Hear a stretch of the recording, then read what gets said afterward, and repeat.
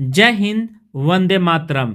इस क्लास में मैं बहुत ही महत्वपूर्ण टॉपिक लेकर के आया हूं, अनुसंधान, जो कि नेट, जीआरएफ, झारखंड जेट, इन सभी परीक्षाओं में यदि आप असिस्टेंट प्रोफेसर की बहाली में बैठना चाहते हैं या असिस्टेंट प्रोफेसर की परीक्षा देना चाहते हैं, बनना चाहते हैं, तो यहाँ से टॉप 30 एमसीक्यू मैं बताने जा रहा हूँ।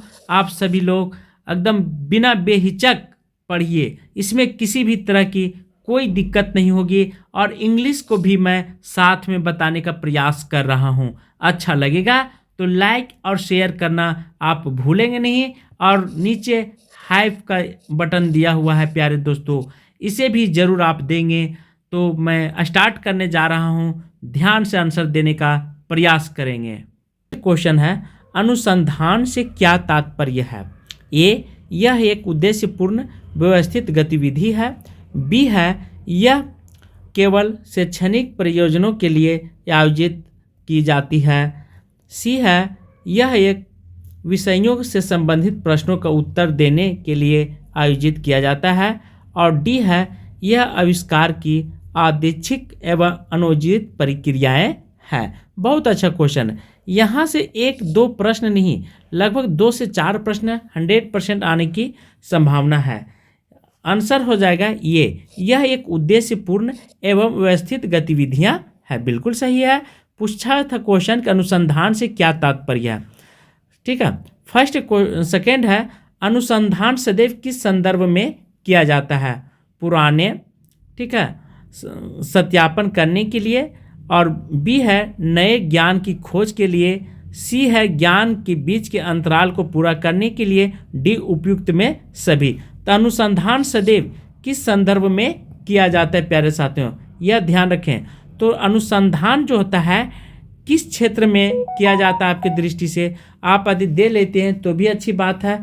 आंसर डी, मतलब डी होगा, उपयुक्त सभी। पुराने ज्ञान का सत्यापन करने के लिए भी किया जाता है और नए ज्ञान की खोज करने के लिए और ज्ञान के बीच अंतराल को पूरा करने के लिए, इन सभी के लिए सत्यापन अर्थात अनुसंधान किए जाते हैं। थर्ड है, निम्नलिखित में से अच्छे अनुसंधान का लक्ष्य क्या होता है? समाज की भलाई करना, सिद्धांतों या सामान्यीकरण का विकास करना। सी है, दिनचर्या से संबंधित समस्याओं को सुलझाना।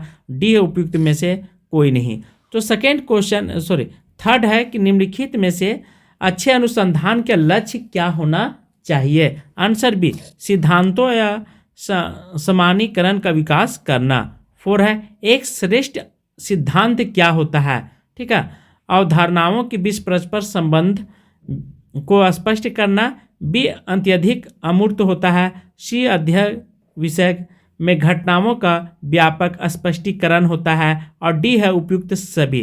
तो एक श्रेष्ठ सिद्धांत में कौन सा मूल तत्व को शामिल किया गया है? आंसर सी, अध्ययन विषय की घटनाओं को व्यापक एवं स्पष्टीकरण होता है। निम्नलिखित में से कौन सा विचार यह दर्शाता है कि ज्ञान अनुभव से आता है? बुद्धिवाद, ठीक है। बी है, निर्गमनात्मक तर्क। सी है, तर्क। डी है, अनुभववाद। तो कौन सा विचार जो है वह ज्ञान अनुभव से आता है? आपके मन में क्या होना चाहिए? आंसर डी, अनुभववाद से आता है। 6, एक सिद्धांत को किस रूप में परिभाषित किया गया है? व्यवस्थित संबंधित कथनों का संग्रह। बी है, सामान्यीकरण। सी है, दोनों ए बी। और डी, उपयुक्त में से कोई नहीं। तो एक सिद्धांत का विकास परिभाषित किया जाता है, किस रूप में किया जाता है? 6 का आंसर सी, दोनों, ये बी। 7 है, ज्ञानवाद किसको संदर्भित करता है? यह सामाजिक विज्ञान में विशेष रूप से प्रयुक्त शब्द है। बी, यह रोगों के प्रकार के अध्ययन के लिए उपयुक्त परिभाषित है। सी है, यह अध्ययन के क्षेत्र में ज्ञान स्वीकार्य स्तर है। और डी है, यह साक्षात्कार तकनीक का एक प्रकार है। तो ज्ञानवाद किसको संदर्भित करता है? ये बहुत अच्छी क्वेश्चन है। आंसर सी, ठीक है, यह अध्ययन के क्षेत्र में ज्ञान का स्वीकार्य स्तर है। 8 है, निम्नलिखित में से कौन सा सिद्धांत का एक कार्य है? वर्तमान ज्ञान का एकीकरण करता है, सारांश निकालना। बी है, भविष्यवाणी करना। सी, घटना की व्याख्या करना। डी, उपयुक्त सभी। तो निम्नलिखित में से कौन सा सिद्धांत एक कार्य के जैसा कार्य करता है? आंसर 8 का बी, भविष्यवाणी करना। ठीक है। 9 कहता है 17वीं शताब्दी के महान दार्शनिक जो यह मानते थे कि मानव मस्तिष्क जन्म के अर्थ कोरे कागज की तरह खाली है और यह कि ठीक है खाली है, यह कि सबसे अधिक ज्ञान संवेदी अनुभव के माध्यम से प्राप्त होता है। यह कौन सा विद्वान थे किस शताब्दी में? तो 17वीं शताब्दी के बात कर रहे हैं प्यारे साथियों। प्लेटो, ठीक है, यहाँ पे लोको, डेनमार्क या आयुनु। तो कौन सा ऐसे व्यक्ति थे जो इस बात को लिए मानते थे कि 17वीं शताब्दी जो है वह बहुत ही महत्वपूर्ण है? कौन सा विद्वान का जन्म हुआ था? आंसर सी, ध्यान रखेंगे, लोको। 10 निम्नलिखित क्षेत्र में अनुसंधान ज्ञान की व्यवस्थित और कार्मिक प्रगति को ठीक है देती है, मतलब बढ़ा देती है, लेकिन आविष्कार दुर्लभ होते हैं क्योंकि ऑप्शन ये है परिणाम एक निरंतर आलोचनात्मक जांच है, बी एक अंडाकार चैनल से परे सोचने के लिए सक्षम होना सामान्य नहीं है, सी है एक निश्चित सीमा से परे सोचने के लिए सक्षम होना सामान्य बात नहीं है, और डी अधिकांश लोग में इसके संबंधित वंचित ज्ञान की कमी होती है। तो प्रत्येक क्षेत्र में अनुसंधान ज्ञान के व्यवस्थित एवं कार्मिक प्रगति का क्या होना चाहिए? 10 का आंसर डी, क्योंकि अधिकांश लोगों में इसके संबंधित वंचित ज्ञान की कमी होती है। 11 निम्नलिखित में से कौन सी एक शोधकर्ता गुणवत्ता नहीं है? वह दूसरे शोधकर्ता के साथ सामंजस्य स्थापित करता है, बी वह संचेत मन वाला होना चाहिए, और सी वह जांच में उत्सुक होना चाहिए, डी है उसको अपने निर्णय को प्रमाणित करना अनिवार्य होता है। तो निम्नलिखित में से कौन सी एक शोधकर्ता की गुणवत्ता नहीं मानी जाती है? आंसर ए, वह दूसरे शोधकर्ता के साथ सामंजस्य स्थापित करता है। 12 अध्यात्म विज्ञान का अर्थ है यह भौतिक विज्ञान का एक भाग है, बी यह प्रकृति की परम वास्तविकता की खोज करता है, सी यह धातुओं का भौतिक विज्ञान है, और डी यह मौसम का एक भौतिक विज्ञान है। तो अध्यात्म विज्ञान का अर्थ क्या होता है? तो अध्यात्म विज्ञान जो होता है वह भी यह प्रकृति की परम वास्तविकता की खोज करता है। 30 निम्नलिखित में से अनुसंधान की गुणवत्ता किससे आंकी जाती है? ठीक है, ऑप्शन ए अनुसंधान की प्रासंगिकता से, बी कहता है अनुसंधान के संचालन में अपनाई गई पद्धति से, और सी है अनुसंधान की गहराई से, डी है शोधकर्ता की अनुभव से। तो अनुसंधान की गुणवत्ता किससे आंकी जाती है, किससे नापी जाती है? आंसर बी, अनुसंधान के संचालन से अपनाई जाती है। 14 है निम्नलिखित में से किसे एक ही समस्या के कई स्वतंत्र अध्ययनों के परिणामों पर आधारित सांख्यिकीय आंकड़े का मूल्यांकन करने की विधि की व्यवस्थित करने के रूप में परिभाषित किया गया है? ऑप्शन ए कारक विश्लेषण, बी मोटा विश्लेषण, सी व्यवस्थित विश्लेषण, और डी उपयुक्त में से कोई नहीं।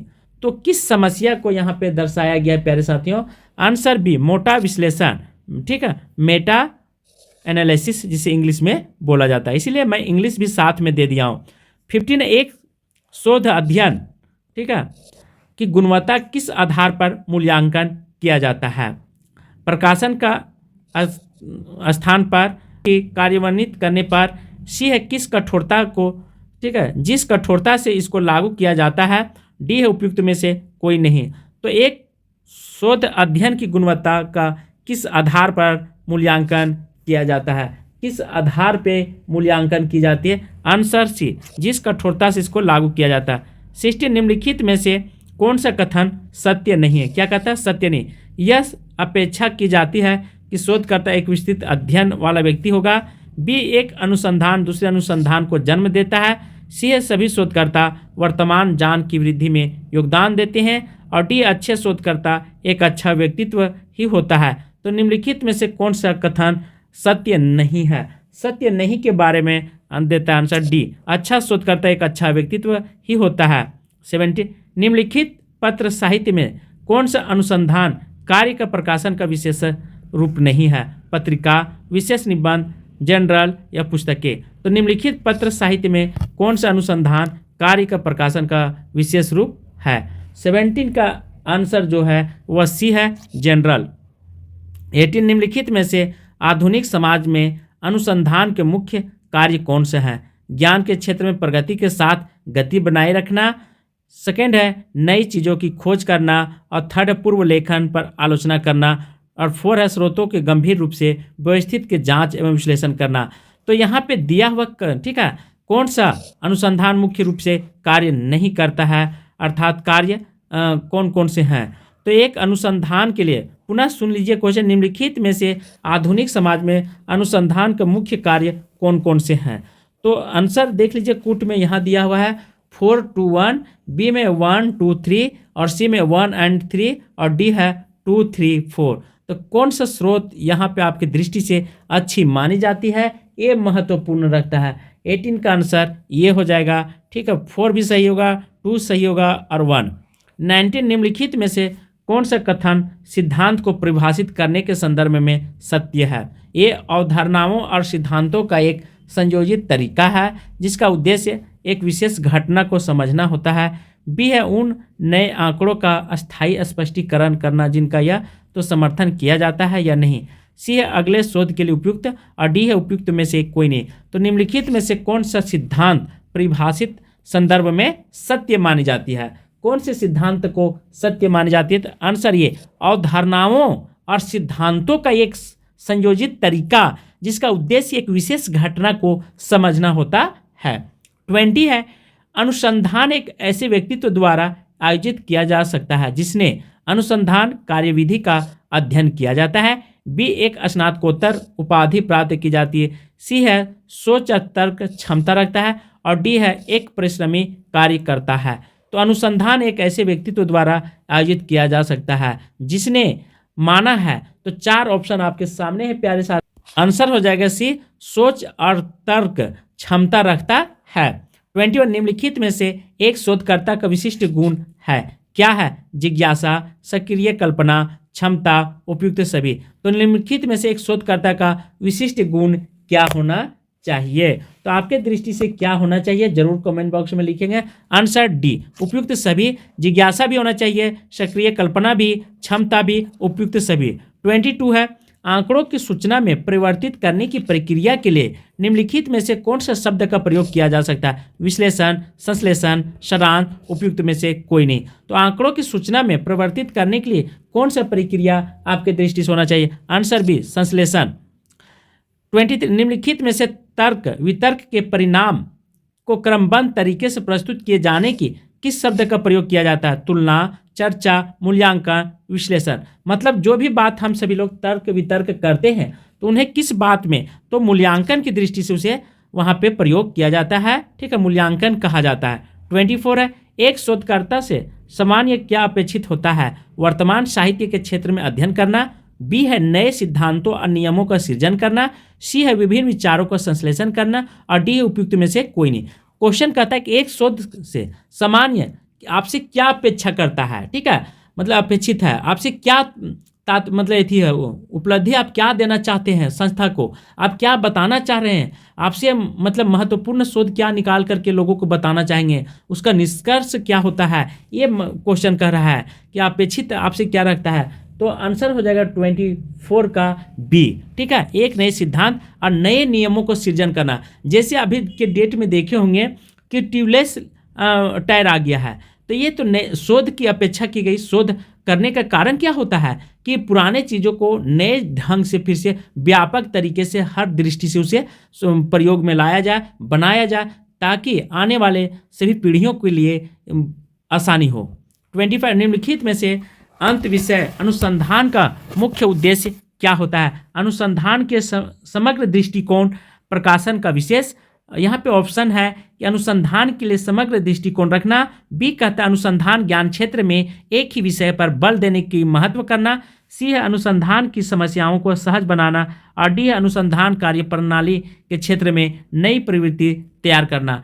तो क्वेश्चन कहता है कि नए अनुसंधान का मुख्य उद्देश्य क्या होता है। तो नए अनुसंधान के विषय में क्या होता है, आंसर ये अनुसंधान के लिए समग्र दृष्टिकोण रखना। 26 निम्नलिखित विशेषताओं में से अनुसंधान का एक अनिवार्य विशेषता कौन से हैं।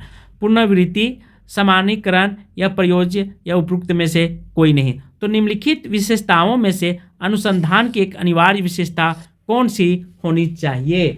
आंसर 26 का बी सामान्यीकरण, ठीक है।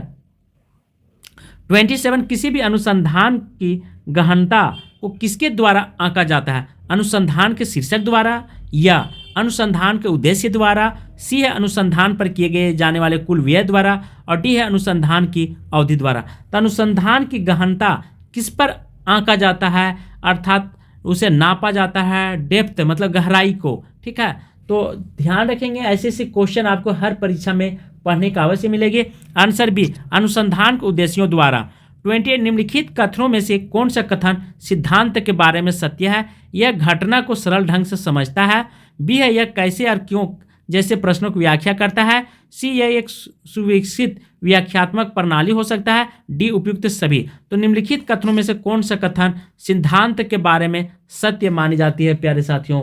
तो ये बात आपसे जानना चाह रहा है। बहुत अच्छा क्वेश्चन है, इसलिए आप सभी लोग ध्यान से जरूर देंगे। आंसर डी उपयुक्त सभी। 20 निम्नलिखित में से कौन सा सिद्धांत का कार्य है? वर्तमान ज्ञान का सारांश, भविष्यवाणी करना, घटनाओं का व्याख्या करना, उपयुक्त सभी। क्वेश्चन पुनः सुन लीजिए कि निम्नलिखित में से कौन सा सिद्धांत का कार्य है, ठीक है। तो कौन सा कार्य आपके दृष्टि से अच्छी मानी जाती है, ये आप जरूर आंसर दें। आंसर डी, ठीक है, उपयुक्त सभी।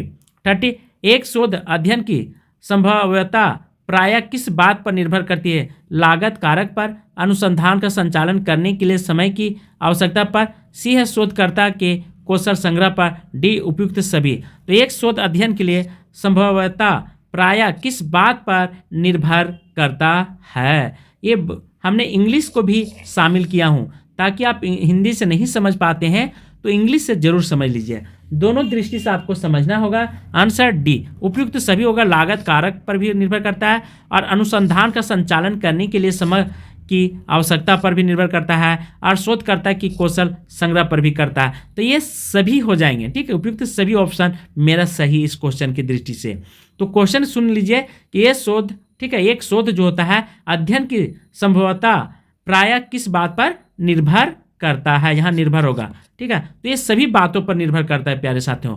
तो आज की क्लास में शोध के ऊपर लगभग 30 टॉप MCQ बताया हूँ। नेक्स्ट क्लास में बहुत जल्द लेकर के आने वाला हूँ। थैंक यू, धन्यवाद, वंदे मातरम।